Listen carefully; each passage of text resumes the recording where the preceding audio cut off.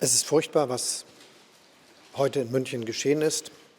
It's terrible what happened in Munich today. A terrible attack. Even if we do not know everything we will know at some point, one thing is already apparent. An Afghan perpetrator has seriously injured people here.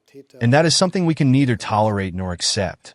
That is why it must be very clear that the judiciary will take tough action against this perpetrator with all the means at its disposal, and that we will make use of all the possibilities we have. It is very important for me to get the message across that anyone who commits crimes in Germany will not only be severely punished and sent to prison, they must also expect that they will not be able to continue their stay in Germany. And that also applies to countries where it is very difficult to repatriate someone. That's why the government I lead has managed to resume and carry out repatriations to Afghanistan, despite the lack of diplomatic relations. We have already organized such a flight with criminals.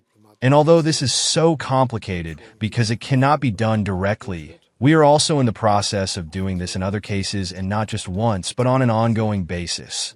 That must also be the guiding principle. And it will be the same for this perpetrator when everything is finally decided by the courts. It is important for me to say once again that what has happened is terrible, and that the citizens of this country, just like me, are at the side of the injured and their families, and that we hope that as many of them as possible will remain healthy in the long term.